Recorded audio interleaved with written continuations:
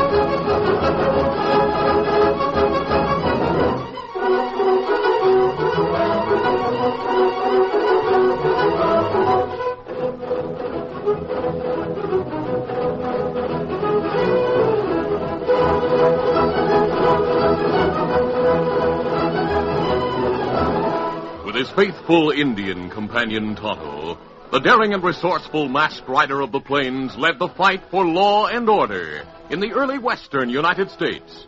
Nowhere in the pages of history can one find a greater champion of justice. Return with us now to those thrilling days of yesteryear. From out of the past come the thundering hoofbeats of the great horse Silver. The Lone Ranger rides again. Come on, Silver. Let's go, big fella. I'll Silver. Aye!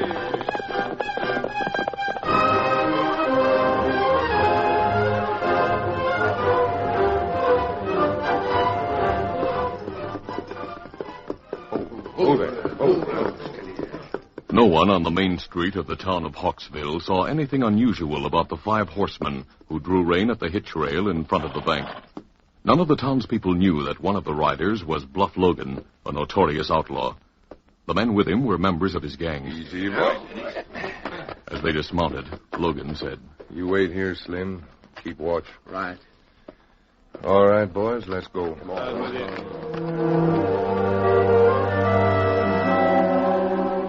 A few minutes after the 4 men entered the bank, Jane Coleman drove down the street in a light buckboard with her 12-year-old son. Their destination was the general store, but they never reached it. For suddenly gunfire roared in the bank. The door burst open and 4 men rushed out shooting. All right, hit the saddle, boys. Clear out of town. Steady, right. You're going fast. Get up. Get the sheriff. Shoot the crooks. Let them have it. Bluff and his men were some distance away when the sheriff and his deputy rushed from their office and opened fire. The outlaws returned the fire with little expectation of hitting the lawmen. Their shots went wild. One grazed the scalp of Bob Coleman. Another struck his mother in the back.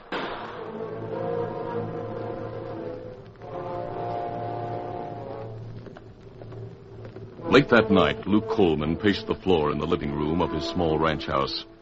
He turned sharply as the doctor came from the bedroom. Doc, how's Jenny? Luke, I was going to call you, but before I could, it was too late. Too late? 1 minute she was sleeping, and the next, she was dead. Dead? My Jenny dead? I've done all I can for Bob. He's resting quietly now, and I think he'll pull through. My wife killed and my son wounded. The sheriff said the cashier recognized those killers. He claims Bluff Logan and his men robbed the bank. Bluff Logan, huh? That's one killer I'll never forget.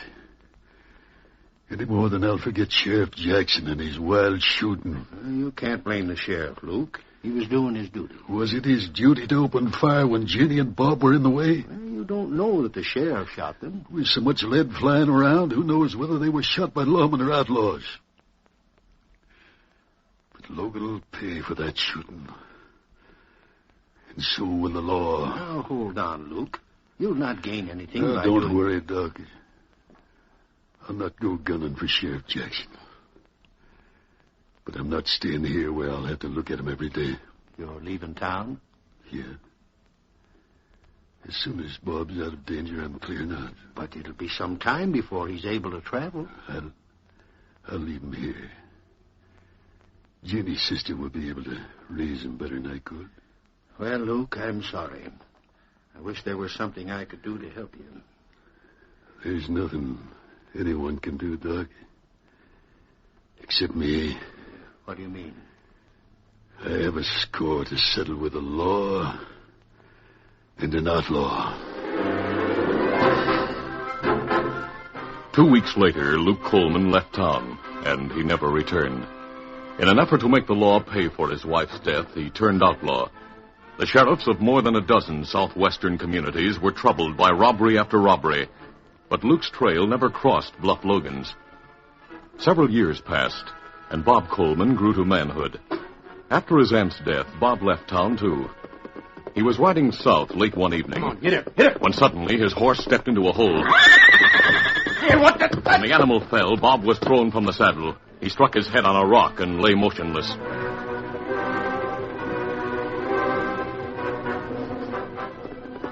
The Lone Ranger and Tonto were traveling south when they saw Bob lying at the side of the trail. They drew rein and dismounted. Easy, Scout. Easy, fella. How is he, Tonto? Blown head. Knock him unconscious. But him not hurt bad. I'll see if he's carrying any identification. Track showing thrown from horse. The horse run away. Here's a name carved in the handle of his knife. Coleman. Bob Coleman. Oh. You think him related to Luke Coleman? I don't know. We follow an outlaw named Luke Coleman. Yes. When Bob comes to, we'll ask him about Luke. I'll need go and look for runaway horse, Kimasabi. Good idea, Tonto. I'll wait for you here. Shortly after Tonto left, Bob opened his eyes. He blinked and reached for his gun when he saw the Lone Ranger's mask. There's no need to draw a gun. The masked outlaw. The mask doesn't mean I'm an outlaw. It does as far as I'm concerned. I don't have my badge yet, but... Badge? I'm on my way to Buckeye to take the sheriff's job. Well, I'm glad to hear that, Bob. So you know my name? I saw the handle of your knife. Tell me, do you know a man named Luke Coleman? He's my father. Why? Your father? That's right. I haven't seen him since I was 12 years old. He left town after Mom was killed and I was wounded. Who shot you? Bluff Logan and his gang. We were in front of the bank when they came out after pulling a robbery. They shot their way out of town and escaped. Where was the sheriff? He opened fire from the door of his office to try to stop him. Mom and I were caught in the middle of the shooting. I was wounded and she was killed. Oh, I'm sorry. I've hated outlaws ever since. My dad blamed Sheriff Jackson for Mom's death. He left Hawksville after she was buried and never came back. Did one of the sheriff's bullets hit your mother? No. No, she was shot in the back. We were looking toward Logan and his gang when the sheriff opened fire behind our backs. I remember Mom turned toward the lawman just before she was hit. So it had to be an outlaw's bullet. Does your father know that? Yeah. By the time I remembered the facts, he'd already left town. I wrote and told him, but the letter might have been lost. Where is he now? I don't know. He used to send money to my aunt regularly, but he never stayed in one place long. I've lost track of him in the last 5 years. Hey, the rider's coming this way. He's leading my horse. It's my friend Tonto. He went to look for it. So the critter ran away after that fall. Oh, Scout. Oh, fella. Oh. A fine horse, Kimasabi. Him not hurt, but plenty scared. Oh, that's good news. I'm obliged to you for going after him. Bob, will you be able to travel now? Oh, sure, I'm all right, mister. Then Tonto and I will be on our way. Easy, steady, big fella. Easy, Scout. Easy, fella. We may meet again. I hope so, mister. Good luck in your new job. Thanks. Let's go, Tonto. Come on, Silver. Come up, Scout.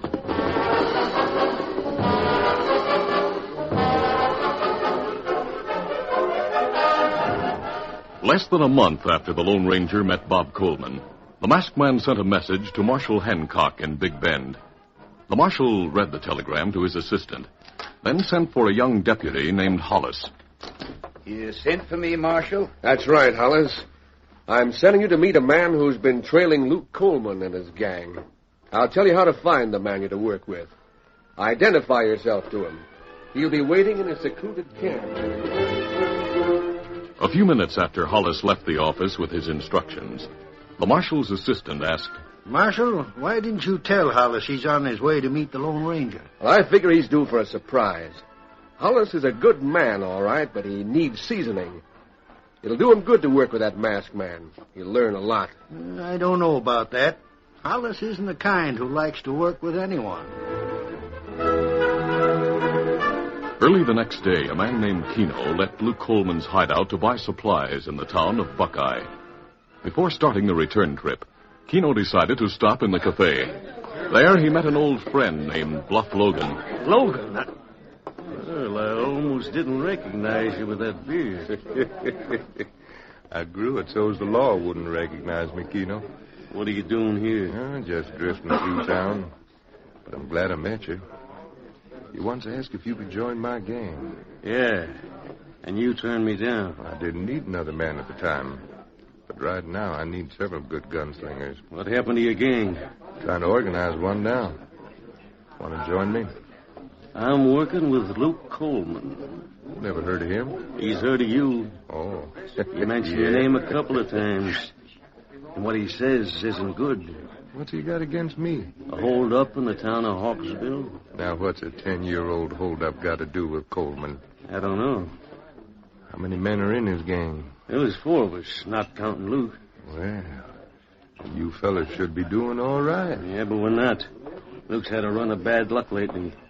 But he has plans. You can't spend plans, Keno. Maybe you and the rest of Luke's boys need a new leader. That'd suit me, Bluff, but I don't know how the others feel about it. Suppose I ride back to your hideout with you and palaver with Luke and the boys. We might be able to make a deal. Good idea. Let's get going.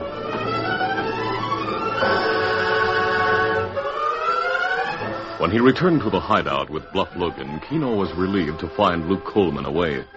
He introduced Logan to Baldy, Blaze, and an old man named Toby. Of the 3 outlaws, only Toby was antagonistic. Keno ignored him as he asked, Where's Luke? He went to Buckeye to look over the bank. How come we didn't meet him on the way here? Luke's found a couple of shortcuts to town. He says plenty of time for using them. How much longer does he want to wait before robbing that bank? We could go in shooting and come out with all... That's not Luke's way of doing things, Keno. I'm tired of Luke's way of running things. Now you're talking, Keno. Well, he's not talking for himself. Not for the rest of us. What about that, boys? You agree with Keno? Well, it might be a good thing to do things different for a change. Maybe we'd be better off. You double-crossing polecats, what's wrong with you? How come you're turning on Luke? His luck turned on him first. We haven't been able to pull a big job in months. He's planning a big job right now. He doesn't need Bluff Logan's help to pull it. Logan, you better clear out of here before he gets back. Keno was local to bring you here. Now that I'm here, Toby, I aim to stay. Maybe Luke and I can come to an agreement. If he walks in and finds you here, he'll be plenty riled. He'll not see me when he first comes in. I'll wait in the next room till he's inside. I'll get that drop on him before I start talking. You'll not get away with that. When Luke shows up, I'll tell him... You don't tell him anything, Toby. Now shut up. Why not let him have it? We need Toby in the gang, Logan. He's an expert safecracker. Oh. Well, in that case, we'll have to rope and time till he simmers down.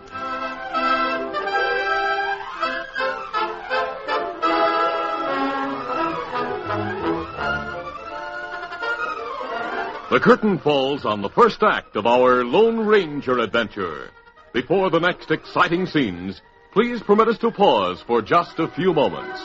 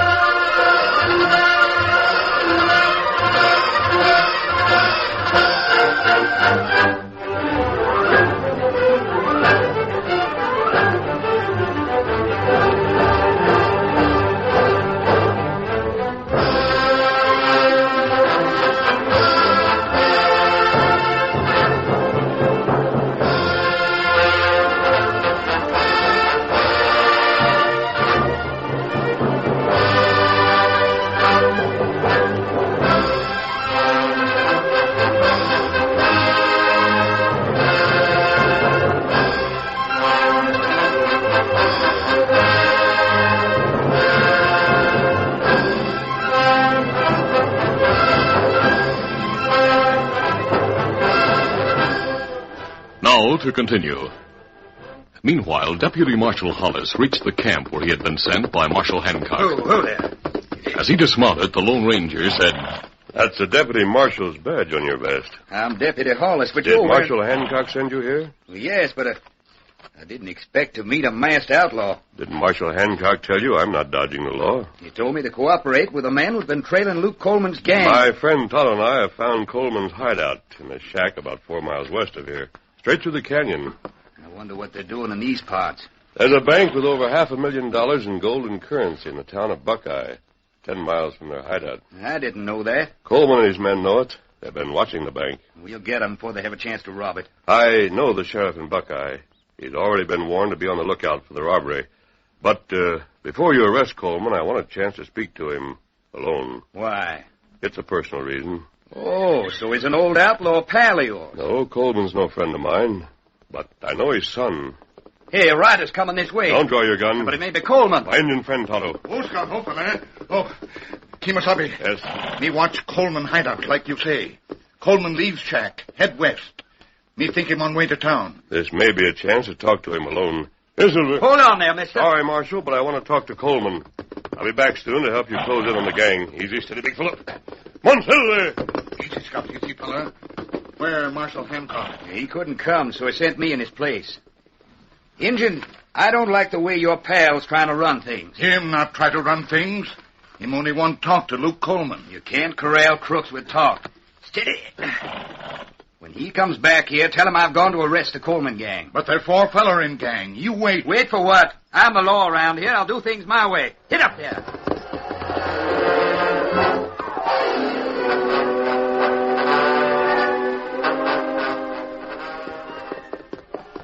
Meanwhile, Luke Coleman was on his way back to the cabin from town. He was about to turn off the main trail to a shortcut he knew, when suddenly... You all right, Luke? Here with it. You're covered. All right. Hold there. Show yourself. Come on, Luke. Glad to. I've been waiting for you. You called me by name, mister. Maybe I'd recognize you if you'd take off that mask. We've never met before. And what's the idea waylaying me? You know the sheriff in Buckeye? I never worry about sheriffs as long as they stay out of my way. You'd better not count on Sheriff Coleman staying out of your way if you try to rob the bank. Sheriff who? Coleman. Bob Coleman. What? Bob? He told me about the Hawksville bank robbery that killed his mother. That polecat Bluff Logan and a low-code sheriff named Jackson killed her. Bob said his mother died with a bullet in her back. Yes, she did. He claims Logan and his men were behind her. That means that Jackson didn't shoot her. But if that's true... Do you think Bob would lie to protect his mother's murderer? No, he wouldn't do that. He hates outlaws so much he became a sheriff to help clean up this part of the country. Does Bob know I turned outlaw? I don't think he does, yet. What do you mean, yet? Are you talking blackmail? No, I'm talking surrender. In all the years you've been riding the outlaw trail, you've never killed anyone. If you plead guilty, the court might be lenient. You could serve your sentence and then be free. But I have a score to settle. The law has a score to settle, too. I'll think it over. And while you're thinking, remember this. The law has you and your gang spotted. They'll close in on you, and I'll help them. Who are you? I'm not on your side of the law, Luke. There's only one masked man I know of who works with the law. I work with the law. I said it. Well, I'll go back to the shack to talk to the boys. I'll have to tell them how things stand. Very well. And so long, mister. And thank you. Adios. Get up there.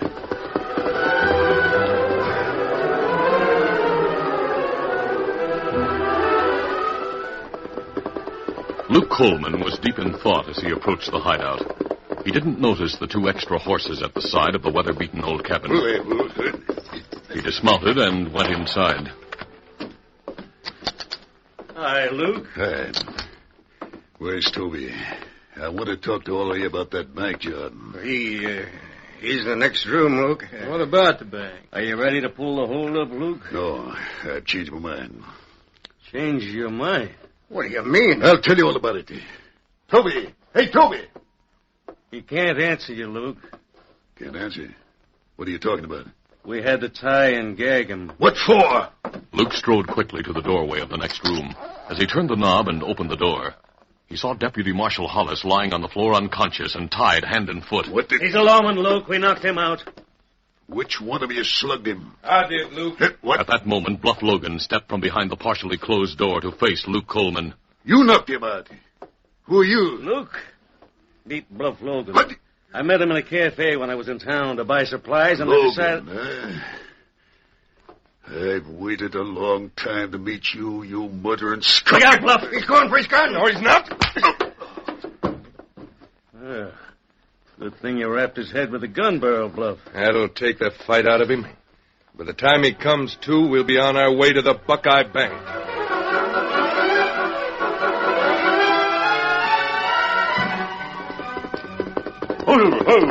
Meanwhile, the Lone Ranger drew rein in his camp where Tonto was waiting for him. Tonto, where's Deputy Marshal Hollis? Well, him get plenty mad. Say him arrest Coleman gang alone. Him go to hideout. He hasn't a chance of taking that gang single-handed. Me try tell him that, but him not listen. Well, we better go to the hideout. Me ready, Kimasabi. Come on, Silver. Come up, stout.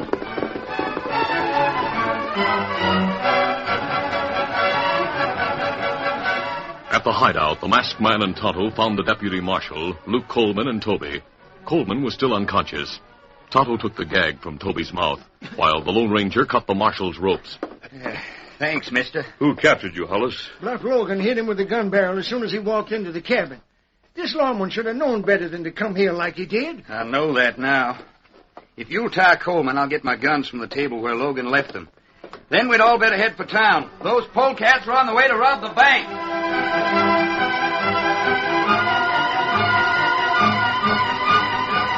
Soon after the Lone Ranger, Marshal Hollis, and Tonto left for town, Toby squirmed across the floor to a chest where he found a sharp kitchen knife. By persistent manipulation, he managed to cut his own ropes. By the time Luke regained consciousness, Toby was already cutting the ropes the masked man placed around Coleman's wrists and ankles. As briefly as possible, Toby told what had happened. Toby, we've got to get to town ahead of Logan and the boys. I know a couple of shortcuts. If I travel fast, I'll be able to hit them off. Here, boss. You're free. Let's forget Logan and the boys and hightail it before that marshal's comes back to take us to jail. Toby, my son Bob is sheriff in Buckeye. Oh. Now, if you want to clear out... Luke, we've traveled a long way together. I'll stick with you to the end of the trail. Thanks for that, Toby. Strap on your guns and let's get going.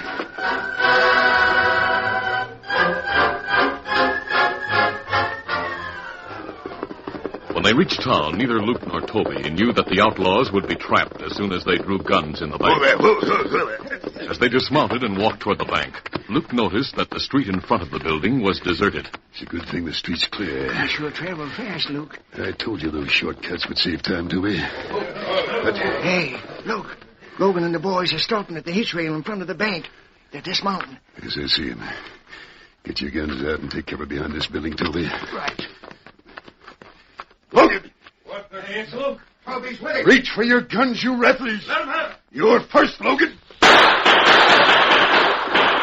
Logan and the men with him grabbed their weapons and opened fire. As Luke triggered his own guns, he felt stabbing pains in his chest and shoulders. He staggered back under the impact, but by that time, Kino was the only outlaw who had not been wounded.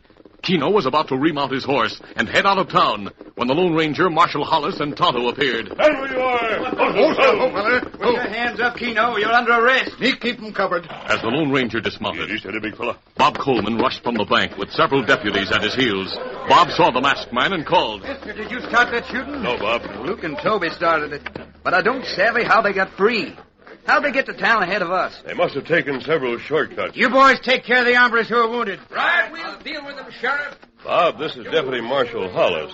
Hollis, this is Sheriff Bob Coleman. Howdy, Marshal. Howdy, Bob. Coleman, eh? You related to Luke Coleman? He's my father. Your father? Come on, Bob. We'll see how badly he's hurt. How badly who's hurt? Who you talking? Your dad is across the street.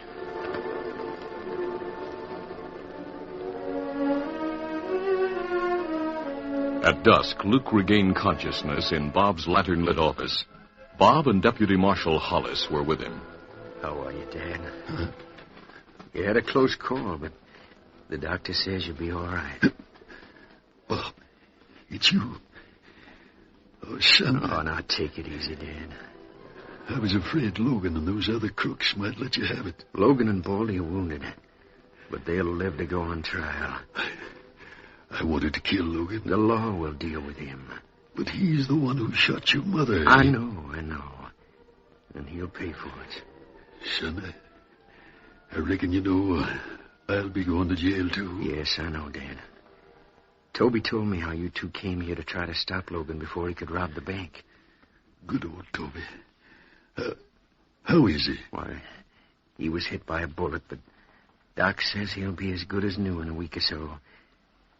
Of course, he'll go to jail with you, but the law might be lenient in his case and yours. Lenient with me? Why should it be, son? The law doesn't owe me anything now. I'm glad you realize that, Coleman. What? No, this is Marshal Hollis, Dad. A friend of yours is on his way to the governor to discuss your case. The law owes him plenty. And with him on your side, who knows what your sentence will be. What man are you talking about? He's talking about your friend and mine, Dad. The Lone Ranger.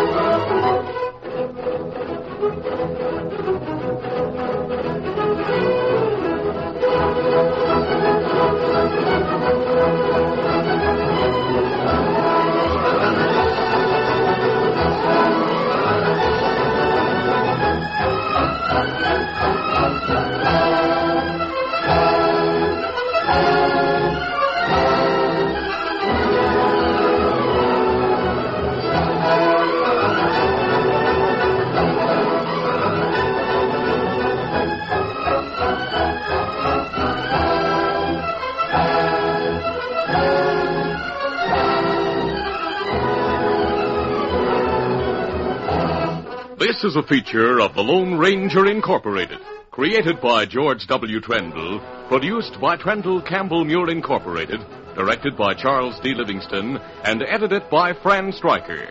The part of the Lone Ranger is played by Brace Beamer.